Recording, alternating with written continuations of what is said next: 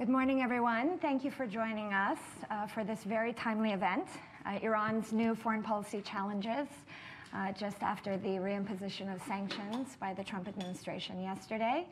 My name is Sanam Vakil. I am a senior consulting fellow here in the Middle East North Africa program, and it is my great pleasure to welcome back Ambassador Sayed Kazem Sajarpour, who needs no introduction, but I will introduce him briefly. He's a Deputy Foreign Minister, and he is President of the Institute for Political and International Studies. Before I hand the lectern over to him, just a couple of housekeeping notes. This event is on the record and is being live streamed.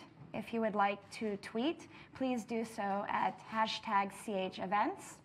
And if you wouldn't mind putting your cell phones on silent mode, that would be greatly appreciated. Thank you very much. Mr. Ambassador. Thank you.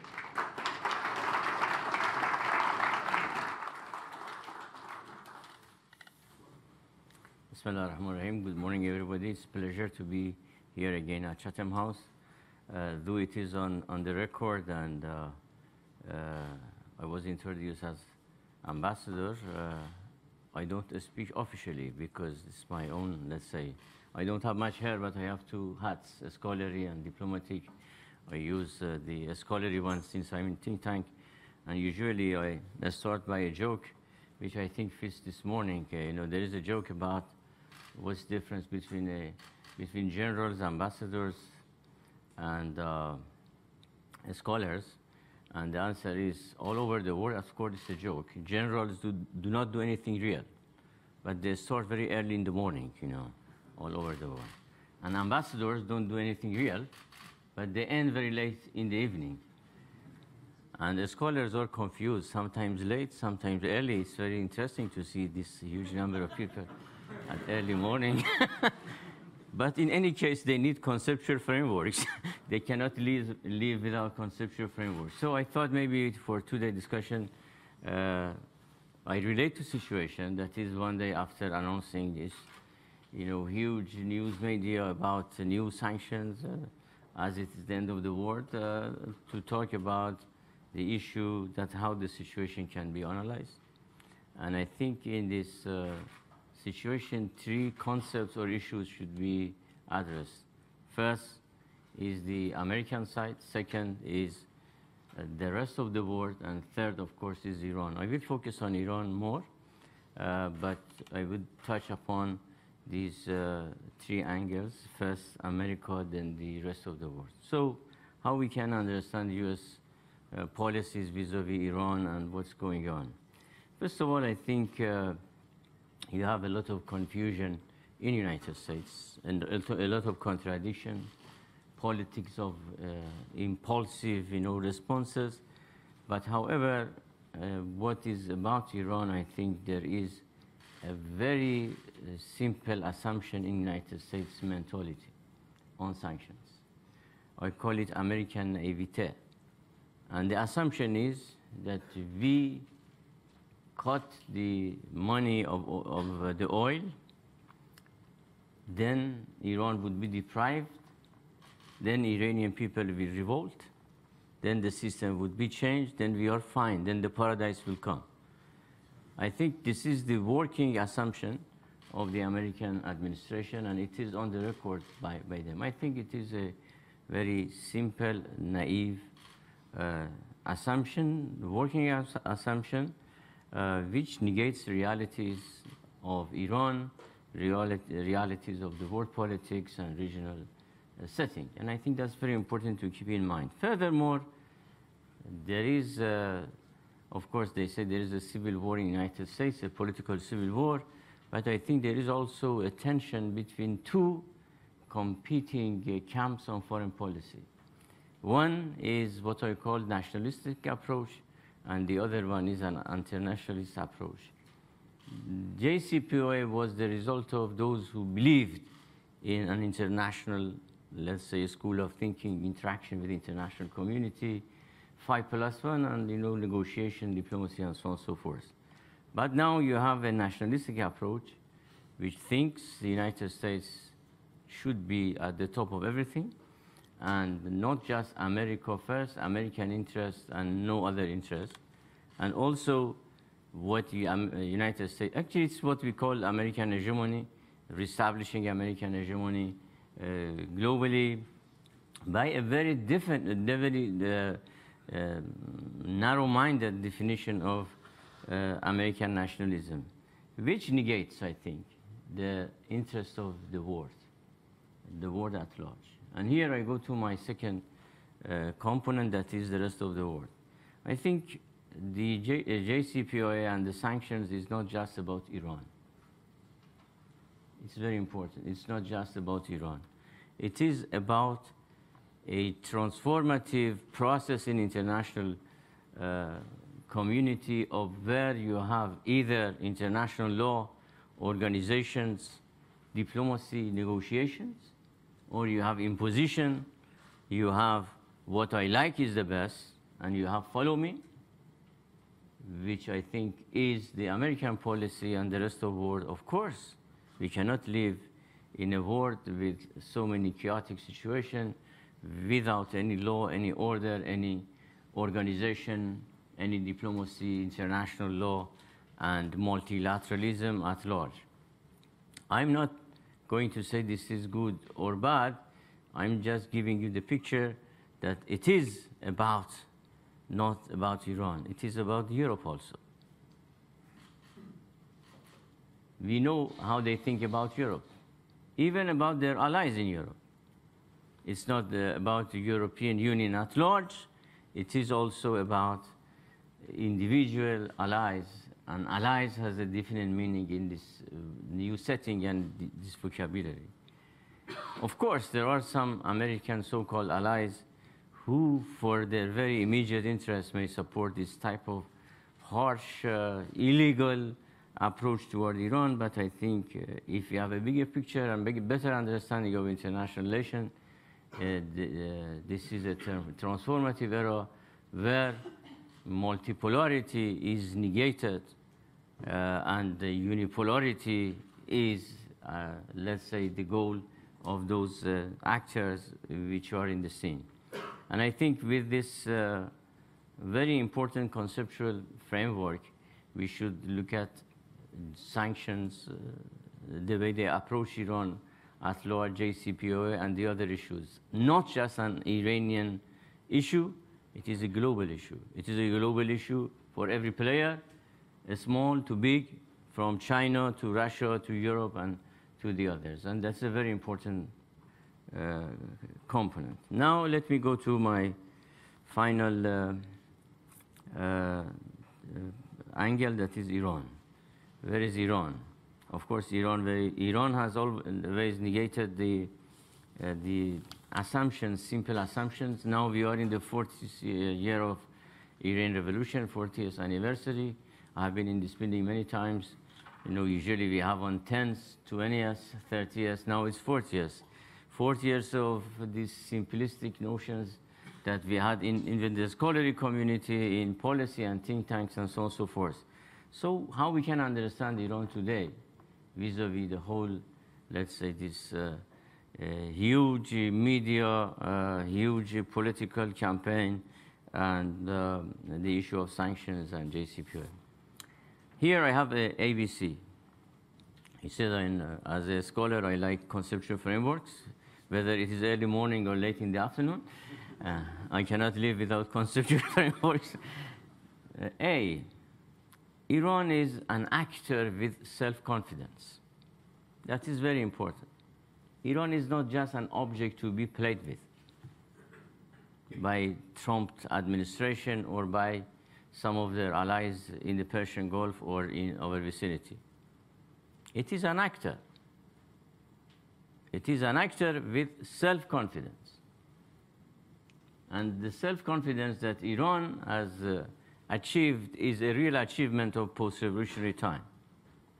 It has not been achieved easily, but it gives us the sense that we can manage the affairs in a more skillful and adept way. Sanctions are not new for us. The time is not as challenging as it was, and look at Iran-Iraq war. 8 years, everybody supported Saddam Hussein. Saddam Hussein was fighting the Iranian threat, so-called Iranian threat. Everybody, including players in Europe, even Soviet Union at that time, was supporting. But we could defend our country. Then came multilateral sanctions, in Resolution 1929.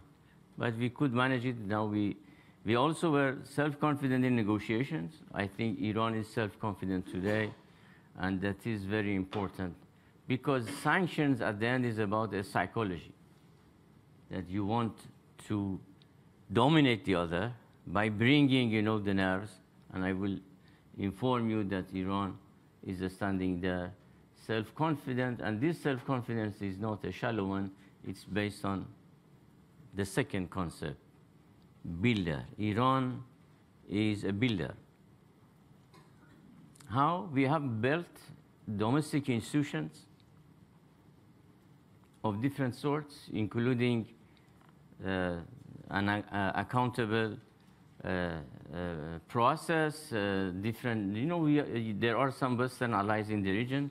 After 100 years of rulership of a family, still they don't have a constitution and an institution. We have enough political institutions. We have a set of institutions for economic issues, consultative processes, as well as the capacity. It's not just institutions, it's ideas, and also it is the capacity that we have built. And I won't go to this statistics to different issues, but let me pinpoint a few issues on building. Iran has built a security system which makes Iran the only country which is completely defends its security independently. We don't borrow security. We are not in any alliance system. Our security is 100% homemade. Software size and hardware size. This is a building.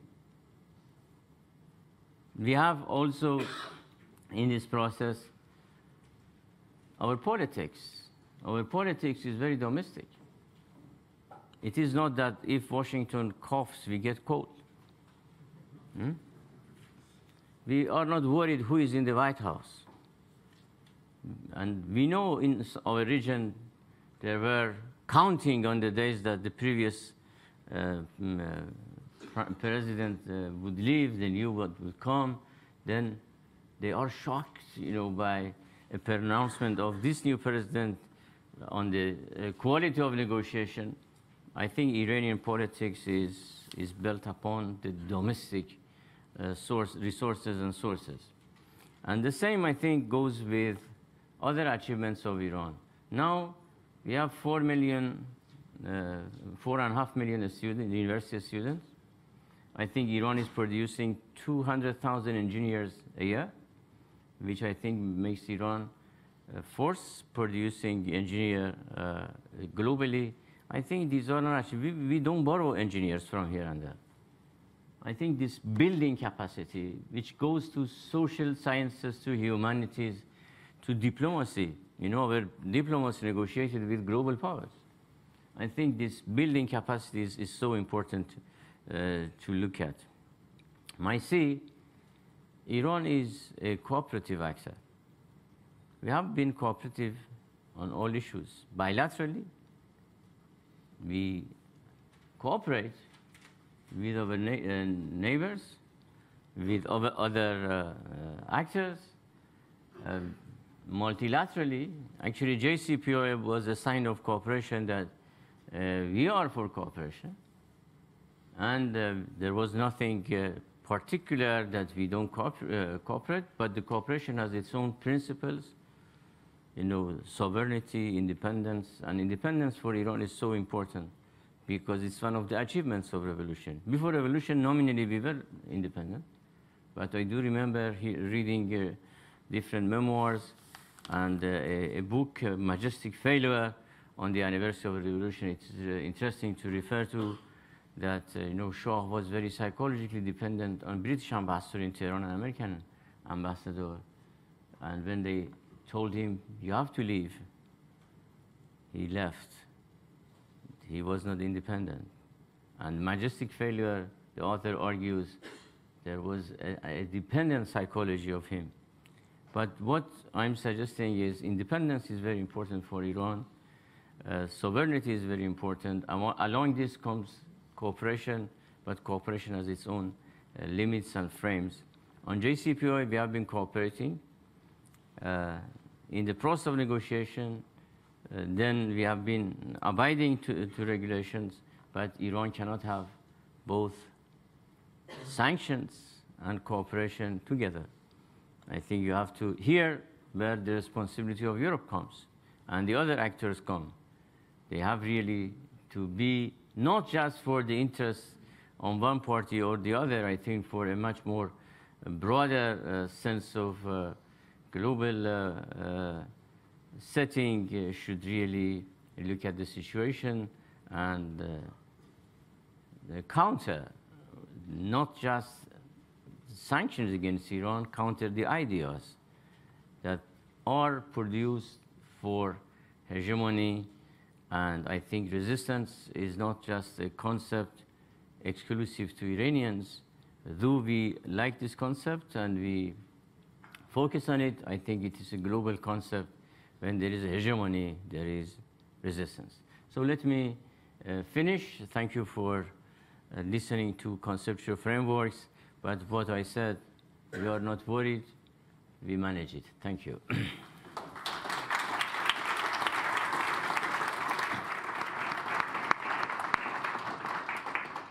Thank you very much, Mr. Ambassador. We're going to open the floor for questions, but before we do, I'm going to take my liberties as chair to ask you one or two of my own, if you don't mind. Difficult question. Try not to make them too difficult. You described the United States under the Trump administration as having moved into more of a nationalist approach. Would you say that Iran might be also embarking on a greater period of nationalism? Are we going to be expecting more nationalism from Iran after the U.S. sanctions? I think it depends on how you define nationalism. Iran is not a new nation there. 6 millennium of existence there, 3 millenniums of governance. And look, all those who were at a time, like Iran, they have gone, and Iran has a state. There should be some sense in this country, some esprit, and some sense of attachment to this land, to this nationhood. And I think it has always been strong, but it becomes stronger at period of crisis, where the integrity of the country is under attack, where you see these pronouncements by some of the American officials. It's not just about the Islamic Republic of Iran as a political entity. It is against the Iranian territorial integrity. So you see the resurgence of a nationalistic outlook, but this is very different from what the Americans have. Americans are nationalistic of Trump is a very narrow-minded. It is based on a type of maybe xenophobia of the others, of European. He is against Europe, to put it period, in a single sentence. He is against Europe, against European actors, against any type of institution. That's very different from Iranian nationalism. Is a very defensive one. And I think in foreign policy, of course, it means defense of independence of the country, defense of territorial integrity of the country. And I have to say, yes, Iran has become much more nationalistic, but not in a racist, racial setting, which I think you see some elements of race. I'm not going to go to the racial dimension in the United States, but you can detect elements of race even in some of the American discourses. Thank you. Let me ask you one more question. Depending on which faction you listen to in the United States, and let's say we're going to listen to Secretary of State Pompeo, he has issued now, what started at 12 demands, now it's at 13 demands. But these demands... It is inflation. Inflation, exactly. These inflationary demands are perhaps maybe the opening salvo of the American effort at launching negotiations with Iran. Maybe counterintuitive. You yourself said that the American position is contradictory, it's naive, and overconfident. But are there opportunities in this naivete, this approach that is overconfident, where Washington can re-engage with Tehran? And what would be Iran's response? Is there movement on any of these positions? Where do you see your government compromising on some of these issues? Very good question, but I would answer in a very pictorial way. If I put a knife on your neck, sharp, ready for cutting you, and saying I'm going to cut your head, and then please come and negotiate. What would be a humanistic response? I mean, this is what they are doing today. Is it opportunity? I think it is absolutely a very, very different set of what you said. It's not for negotiation. They are on the record what they want, and I think this is where any suggestion for negotiation never comes in this way. Thank you. We're going to open the floor to questions. Some more housekeeping from myself. Please wait for the roving microphones that will be going around. Please introduce yourself and give your affiliation as well. And it would be really nice if you could avoid making strong statements and instead direct the question or just one question to the ambassador, please. Yes. If you could just wait for the microphone. Thank you. Saeed Kamardekan from The Guardian. Ambassador, can I ask you how confident you are that the European mechanism to sidestep the sanctions, the SPV, is going to work, and how much do you think that will be able to persuade Iran to remain, to abide by the rules under the nuclear deal? Thank you. How much I personally am confident? Actually, I think what's interesting about Europe is that Europe passed an era of appeasement of the United States. If you remember, about 6-7 months, they tried to appease Trump. I think your prime minister also went to Washington, and other European key leaders went, oh, we accept this, add to this, then you come, and he humiliated all of them, with no exception. And I think then Europe learned, of course, late, with, let's say, late time span, that it is a very different setting. So they started, of course, on this mechanism. I think personally it is an interesting procedure, but what is lacking is the speed and efficiency, which I hope comes with it, and I think they are working on it. I'm not very detailed on the subject, but I think what we need is speed, quickness, and a process which is result-oriented, because it is about result.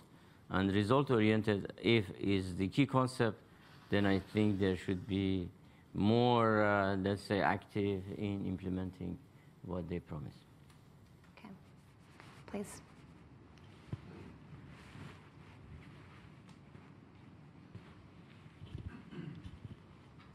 Thank you. Good morning. James Landell from the BBC. Two questions, please. One is, under what conditions would Iran withdraw formally from the JCPOA? And secondly, can you set out your position currently on Yemen? Do you see the Khashoggi affair and the American reaction to it and the pressure on Saudi Arabia as a moment of opportunity? And would you be happy to withdraw Iran's support for the Houthi side? I think on the first question, it is very hypothetical. It depends on the situation. We cannot say what exact, format. But I think on the second question, Iran from the beginning was asking for ceasefire, for resolution of the conflict politically. We are on the record, actually. Our foreign minister even presented a plan, but nobody listened. I think Khashoggi, who was my friend, I had been with him in think tanking interactions many times, including a few months before his death, was a real game changer. Game changer for what? They come to understand that what's going on under the banner of Iranian threat. Actually, Iranian threat has become a strategic commodity which you can sell and get result, and you can sell any commodity under this title. Yemen is Iranian threat. Here is Iranian threat. While Yemen is pure, let's say, complex conflict of many layers and variables. So the moment, any time that the conflict is getting to end, sooner better. This is our Iranian position. I was in Turkey a few months ago, and they asked me on television, whom do you support on Yemen? What's your position? I said, the role that we have is sympathizing with the victim. I think now I am, as a person, happy that victims are recognized, and the aggressors are also recognized. But still, you cannot wait and postpone. You have to be authoritative. You have to be quick and end this conflict. And please, please don't buy Iranian threat. It is really a dangerous commodity which can be used for covering all deficiencies that some of the players in the region have: democratic deficit, efficiency deficit, and so on and so forth. Please.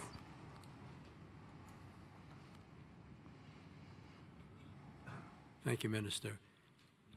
This is perhaps, I'm sorry, Robert Gardner, Chatham House. This perhaps is a very silly question. However, it niggles at my mind.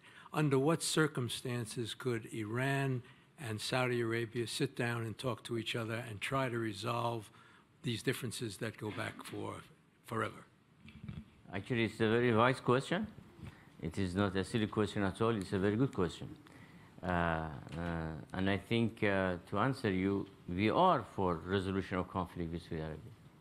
We have been on the record that we are ready for resumption of talks, dialogues, and solving the issues. But it is the rejection of Saudis, actually even on so-called track twos and mediation processes, there are about 22 suggestions that third parties have come. We already, all have been rejected by Saudis, and Iranians have been positive.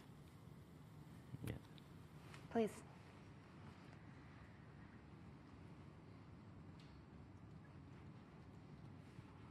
Good morning. This is Ian Diaz from Hispan TV. Yes. Welcome. What reassurances have you received from the EU and the UK that companies can trade with Iran? And how much do you trust these being effective?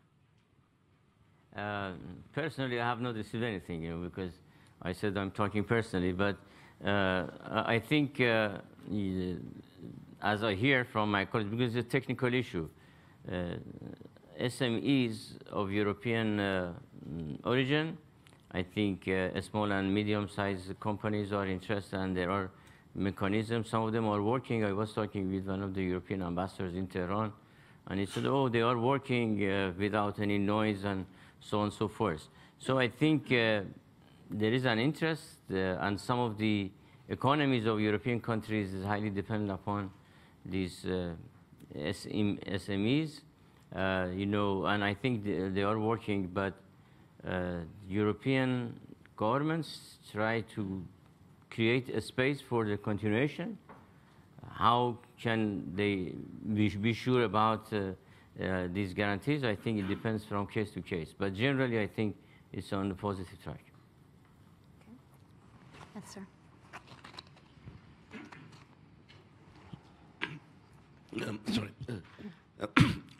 Kim Sengupta from The Independent. Mr. Ambassador, you said that, I think, let me just paraphrase what you said, that we are not worried about who's in the White House, I think you said in your address. But surely we wouldn't be in this situation now if Mr. Trump wasn't in the White House.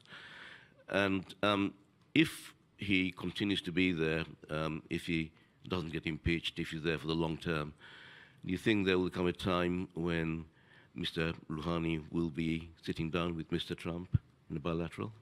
I'm not a foreteller at all. I cannot foretell what's happening. But you know what I said needs to be discussed more. That I said our politics is not dependent on American fluctuations and ups and downs. And oscillations in White House doesn't shake our politics. That's a very important point.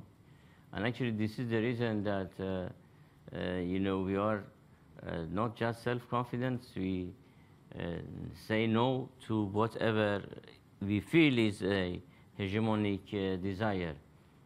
Trump, I think, is a complex personality to analyze. You know, I've been a student of American politics, so I follow the literature. I think never in my life I have seen political psychology being at the core of political studies these days. So many political psychologists are writing about him to understand how he is and can you trust him or not. I think these are the issues to be analyzed. But I think for your question, it depends upon many unknown variables and factors. Thank you. Back there, please. Thank you. Neil Brown from, I'm a member of Chatham House. Ambassador, thank you. 8 countries have received waivers from the US to allow them to continue to import oil from Iran. The US intent is clear, to reduce Iranian oil exports to 0. Which of those 8 countries do you expect to be importing Iranian oil in 6 or 12 months?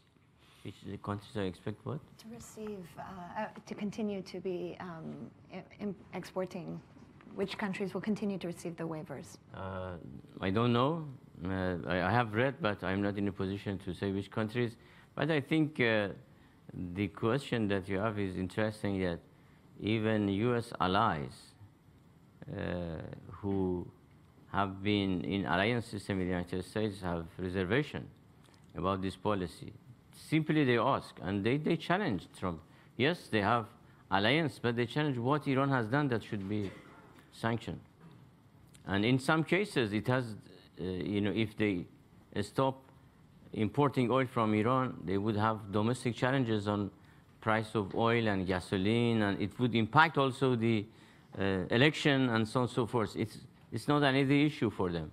So I think instead of going to individual countries that were mentioned, I think the idea of even closest friends or allies, some of our allies, some of our friends, have a strong reservation, and I think they will continue to have this reservation because of one single factor, that Iran has not done anything wrong. Since we're on the issue of waivers, let me just jump in and ask you a question. Among the 8 countries, Iraq was not listed as one of those countries that has been granted a waiver. And in fact, based on what I've read, they're expected to wind down their relationship with Iran over a 45-day period. Could you comment about the pressure the U.S. government is putting on the Iraqi government and what you see or how you see these dynamics playing out, considering Iran has a very large influence, commercial, historical, and political influence in Iraq? How is this going to play out? Actually, I think you have to ask this question from Iraqis because they have to respond. But I think we have a deep relationship with Iraq, and this relationship is beneficial for both, and it is multidimensional. That's very important. It's becoming multidimensional. That means it has economic component, it has political component. In economic component, it has different sides. Actually, one of the most important element of this multi-dimensional relationship is the human factor and people to people. We had this Arba'in, the 40th day after the martyrdom of Imam Hussein just a week ago, and I think 20 million participated in this ceremony in Iraq, and a good number of Iranians.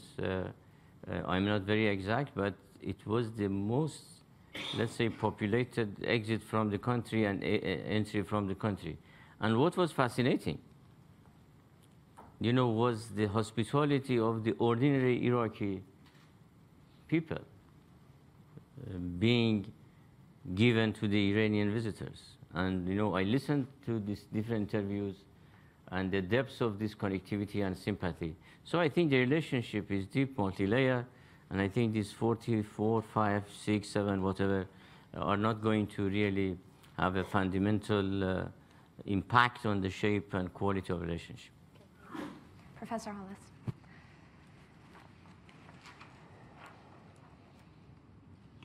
Thank you very much. Rosemary Hollis, formerly of Chatham House, now City University. Ambassador, my question is about Syria. And there's two parts to it. Was there any point at which you, as Iranians, felt uncomfortable about having to be so closely allied with Bashar al-Assad and his regime?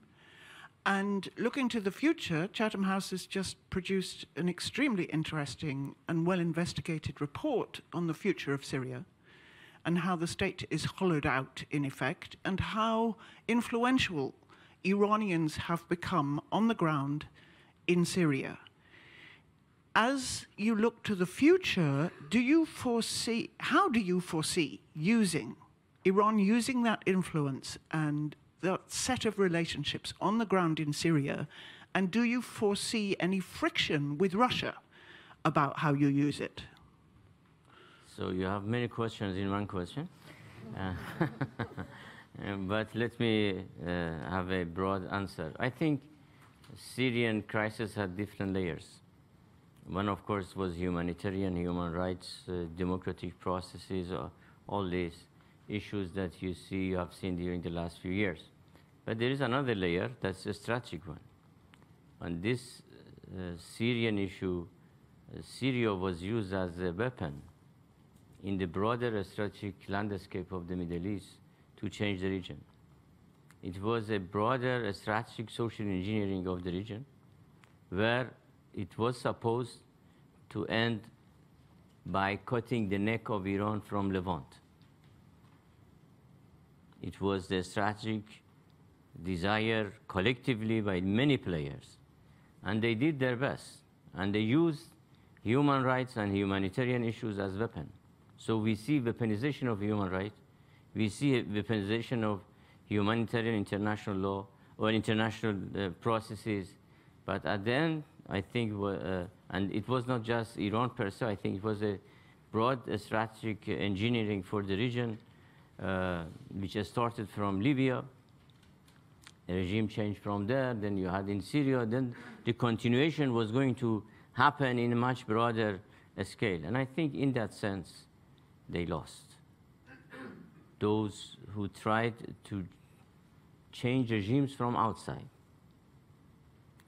And it doesn't, it's not equated to the negation of the human rights of Syrians, democratic values, and processes of that very good people, I think, but you have to look at all these pictures. For the future, I think, let me also add that, you know, all wars, including economic wars, start with a very simple optimism that we are going to win.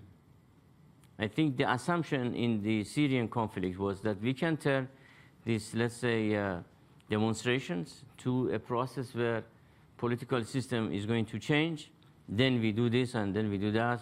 Very simple. But I think, and with sanctions, as I said, it's with war against Iran, Iraq, when Saddam Hussein started his war with Iran, started with the simple assumption that we are going to win, in a week or so. But I think the Syrian case is the resultant effect of many strategic miscalculations, which resulted, unfortunately, to the situation as we see, the rupture of a society, so many challenges. But however, what's important right now is reconstruction. And I think reconstruction is not just economic reconstruction, it is also social reconstruction. And social reconstruction is very important. Iran, of course, is for reconstruction in all its dimensions and is for that.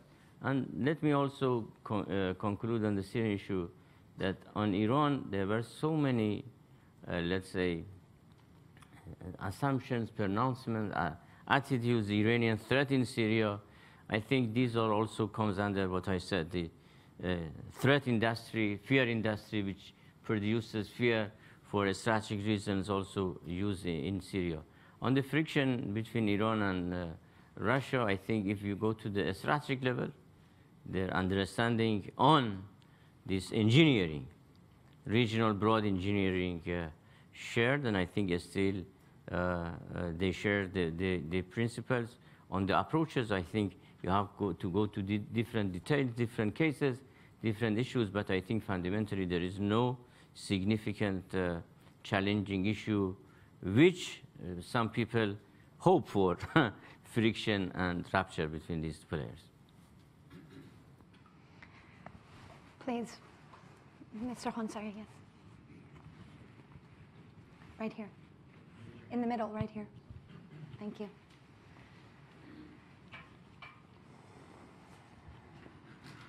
Good morning, Mr. Sajjad. I wanted to ask you as a scholar. Could you introduce yourself, please? My name is Mehrdad Khonsari. I'm a member of Chatham House. I wanted to ask you, sir, that as a scholar, when you look at, the fact is that you mentioned that Iran has resisted and has tried to protect its independence against perhaps unjustified callings on the part of the United States. But as a scholar, when you look to the future and into a sort of a post-Trump era even, for Iran to move beyond just protecting its independence, its sovereignty, its territorial integrity, don't you see, do you see that there has to be a vision that we have to somehow resolve our problems with the United States if we are to have a prosperous economy, if our people are to progress beyond levels that we are contending with at this time? Not just the United States, but the normalization of some kind of relationship with Israel, in the sense that ending eras of the era of total confrontation. Do you see that as something on the card as the revolution in Iran, as you say, after 40 years has matured and must look to providing different answers to Iran's most important needs for the future and now? Actually, it's a very broad question. I think talking about the future usually is a challenging one. What will happen, really, we don't know about the future because there are so many variables. But you can see the trends. I think the trend on, when we study the trends, we see the animosity of the United States has not decreased vis-a-vis Iran. On the contrary, the depth of this animosity, as shown in Trump's wording, in Trump's announcement, more importantly maybe by his gang and those who work with him, is obviously some of them are not just for so-called regime change, they are also about, and some of the allies about the weakening of Iran as a state. So I think the issue is a much broader conflictual approach toward Iran. And I think on the Zionist entity, you see how they killed our nuclear scientists. And I think, and you look at the history of United States-Israel relationship, you don't see any other case where the Prime Minister of Israel goes to American Congress, talks against the sitting president of that country just not to make this nuclear arrangement with Iran. So I think you have to keep in mind the way that Iran is behaved by the other actors are so important. Thank you.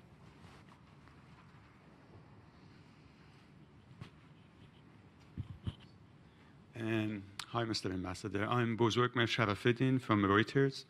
OFAC. Bozorgmer is your first name? First name, yeah. Oh.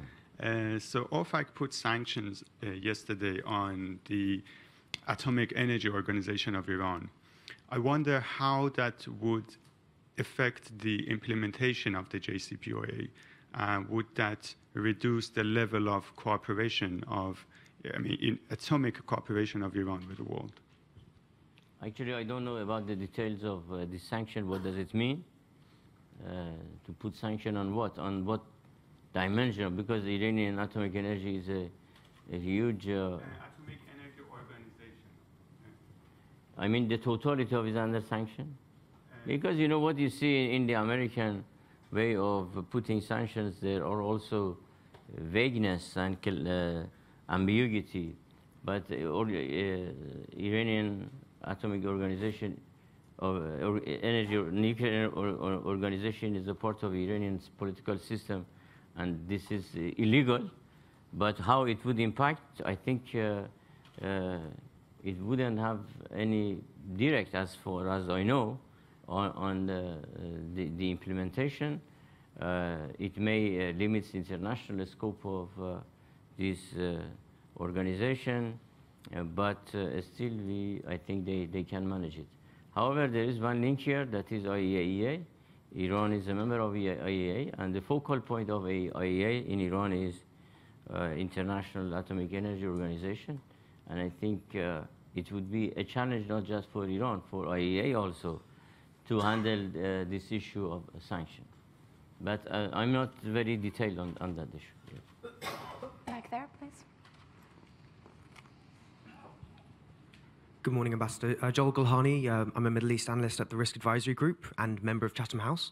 I wanted to hear your view on what happened in the last 2 weeks or so with the apparent Israeli open rapprochement with Gulf states, with Netanyahu going to Oman and the participation of Israel in the martial arts games in UAE, and also how the development of the so-called Arab NATO. And I wanted to just sort of get your views on that. And do you feel in some way in Iran threatened by this sort of regional unification, seemingly against Iran, and is now seeming to include Israel as well? I said we are self-confident. Are we threatened? No. I think we feel very confident about our own situation. As I said, we don't depend on external interactions for our security. And I think our relationship with individual states of the Persian Gulf differs from to the other. And we have our commonalities and our differences, and that's a very important factor, that we manage differences. It doesn't mean that there is no difference with some of them which have the highest level of interaction. But I think, look, this NATO, I think all these are on,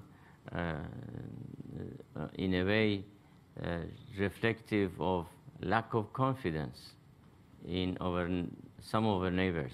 I said Iran is self-confident. On the otherwise, you have some players in the region which feel underconfident of their own capabilities, on their own resources, and they all look at the external, let's say, support, external backing for their daily life. So to put it tersely, no, we are not threatened. Yeah. Okay. In the back, please.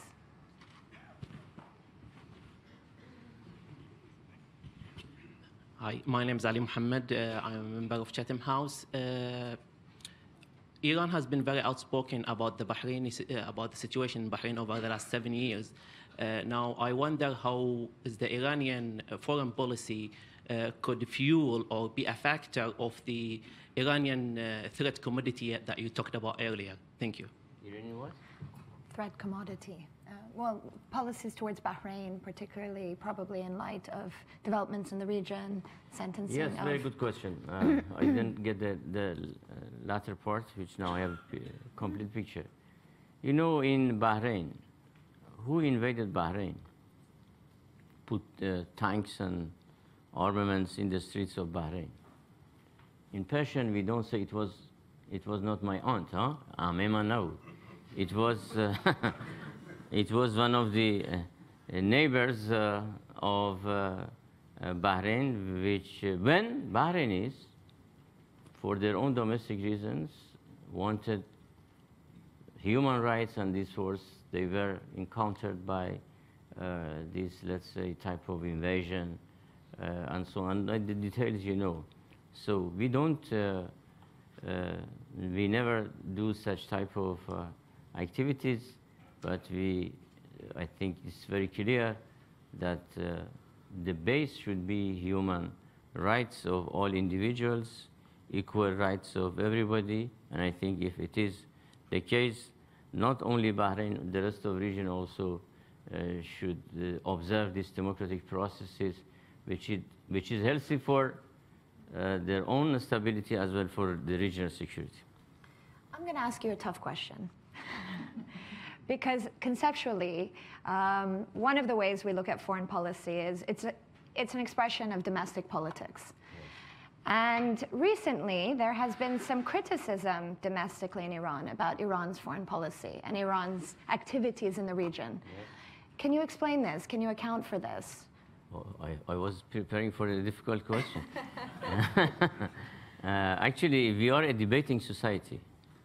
Maybe you cannot see debates in some of the neighbors, but we are a debating society. And debates are tokens of our strength. When we debate everything, some of the debates are tough. But when we make decisions, it is a consensus decision and we follow those. It doesn't mean you have a country of the old Maoists, you know, everybody wearing the same clothes. You expect one voice, you know, maybe no debate, but I think it's debating society. Yes, there are different voices, if you read the Iranian press every day, not just on foreign policy, on other issues you see this diversity there.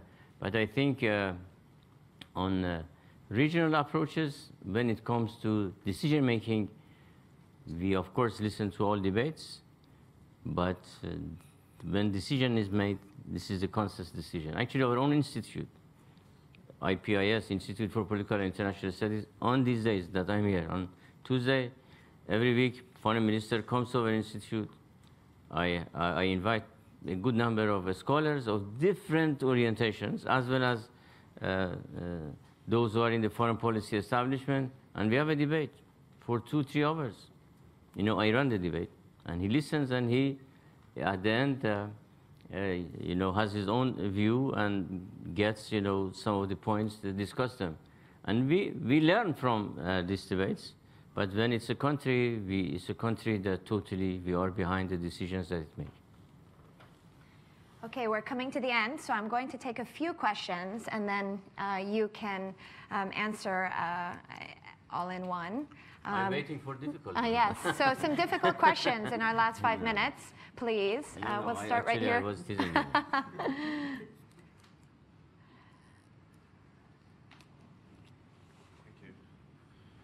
Hello, Robert Carter, Press TV. I wanted to ask you about, because we hear a lot from the US these days that they're a friend of the Iranian people. But these sanctions actually are going to affect the Iranian people in a negative way. So I wondered if you could perhaps expand on that and just explain what impact sanctions will likely have on the Iranian people. Thank you. Over here, please. Over there. Thank you. Thank you. Mark Champion from Bloomberg.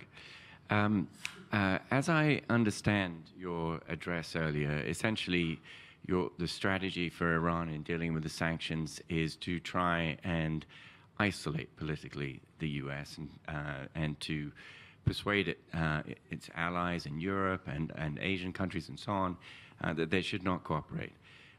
The waivers that were spoken about seem to be rather successful on the US side in trying to isolate Iran by making the economic consequences all Iran's and not for its trading partners. How long can you hold out? Because the economic consequences have been pretty severe already, and they will continue. And if your only solution is to try and isolate the US, that is a generational program. Thank you. Back there.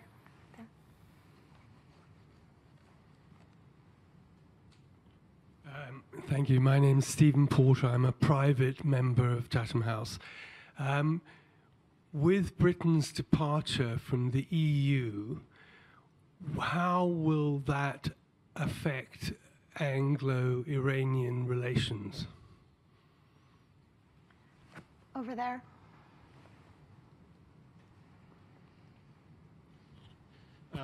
Thank you, Mr. Ambassador. I'm Zaki Mahshi, an academy fellow in Chatham House. Actually, in order for Iran to face the current challenges, will the Iranian authority strengthen the foundation of the theocratic state, or it will strengthen democracy and limiting the power of the religious leaders? Thank you. And final question here, please. Turan Ghafarli, University College London. I want to ask Mr. Ambassador about the Caspian status. I mean, after decades of talks, finally there's a significant step about the status of the Caspian Sea.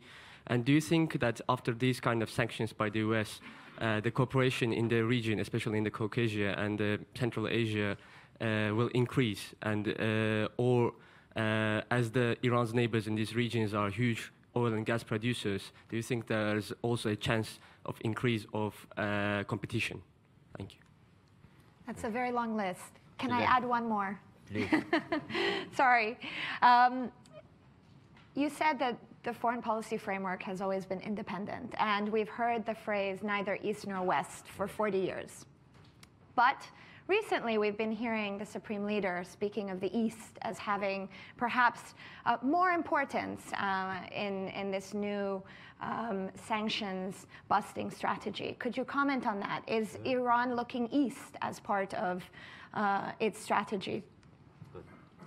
I answer your question first. Ladies are first, but because it's a very important question.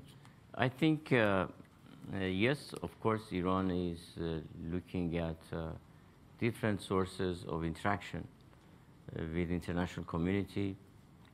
We see the US. Europe is slow and sometimes ambivalent, but Russia is forcefully there. China, with a different degree, of course, is there. I think what our leader mentioned doesn't negate the East-West spirit of Iranian foreign policy. It means on the existing situation, we have to look at the diversity of interactions and sources of interaction, and we have to look at not just, let's say, China, Russia, or Asia at large as alternative, interactive pivots, but what is important here is that we see a shift of power, a shift of wealth globally. I mean, it relates to realities on the ground, but it doesn't negate the spirit of Iranian foreign policy, which is neither east nor west. That means independence. That does not mean a geographical, let's say, locality per se.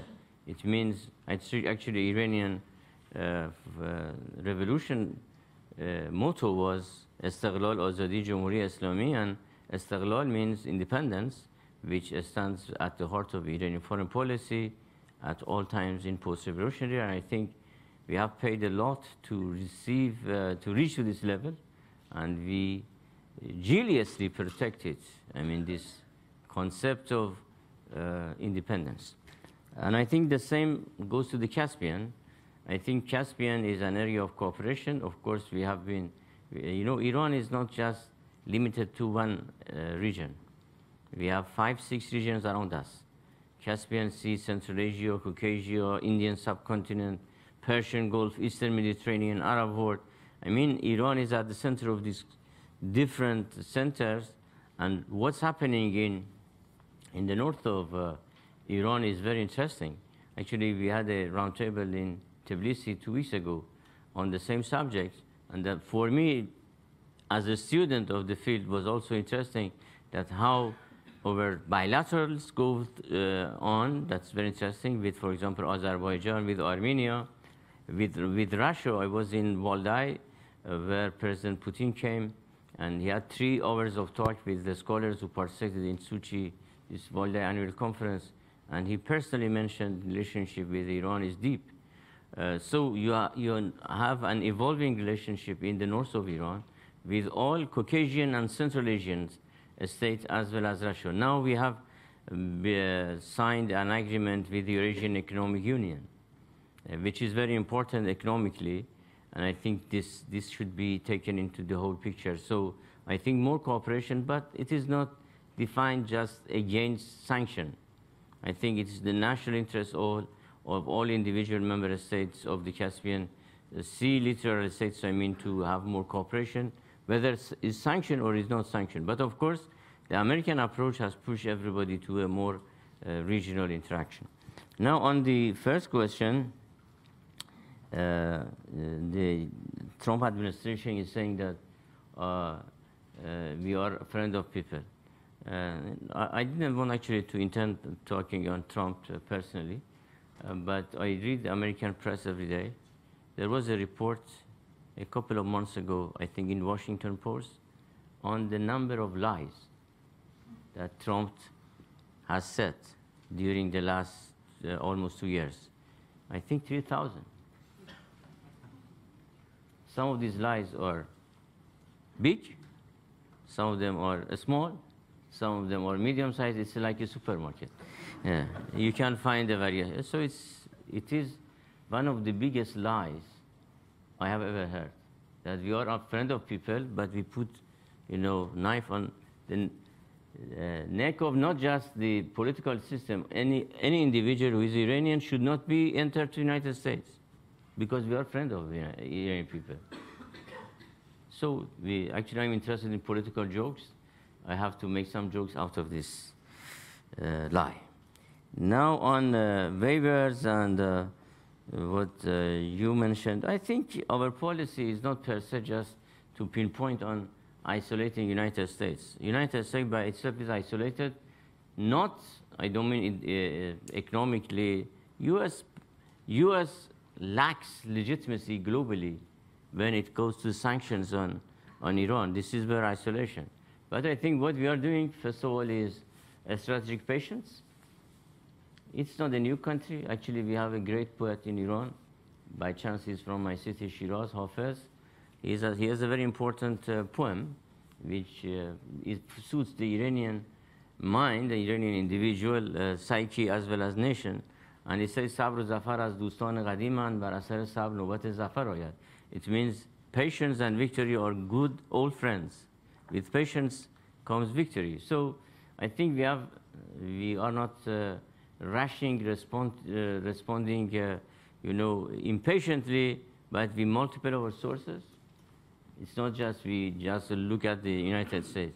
We reckon upon our domestic resources. We cut some extra, let's say, activities to trim the budget, and so there are many channels that we look. On UK, England, and EU, Brexit, yesterday I was in the parliament, I saw demonstration. People were saying that the UK should stay in European Union. I don't think it would have a qualitative impact on the relationship. However, I think when Europe is without the UK, there would be, of course, different weight collectively. Any other question? I think there was a question about the strength of the theocratic elements of the state against the democratic. There are so many simple dichotomies on Iran. Simple dichotomies. These good cops, bad cops. These guys are liberal, those guys are conservative. This is democratic, the other one is autocratic. I think all of this simple dichotomization neglects the complex set of Iranian realities. You know, once we were hosting a former Secretary General of United Nations, Ban Ki-moon, our school of international relations, where we train our diplomats.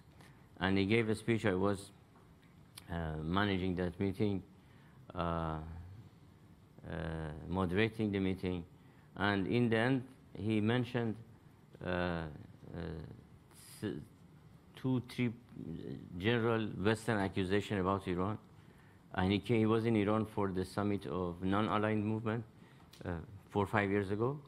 And he said, oh, human rights, Middle East, and these, let's say, cliché talk about Iran. Of course, he mentioned also that how he enjoys the beautiful carpet of Iranian gift to him. Every day he sees it in the United Nations.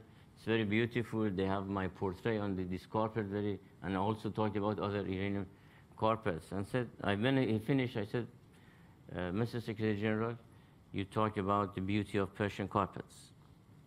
Persian carpets are made of millions of knots, and they are reflective of Iranian society. Iranian society is a very complex society, as the carpets are. But at the end, a carpet is beautiful. And you cannot just go to simple dichotomization or few concepts explaining this society. On the same manner, I would say Iran is a constitutional country. We have a constitution. The constitution sets the boundaries, and I think Iran remains a constitutional republic. Thank you, Mr. Ambassador. You have explained the contradictions, the complexities, the carpets, the poetry. You've answered all of our questions very patiently, and I cannot thank you enough, and I hope to see you back here at Chatham House in the future. Thank you.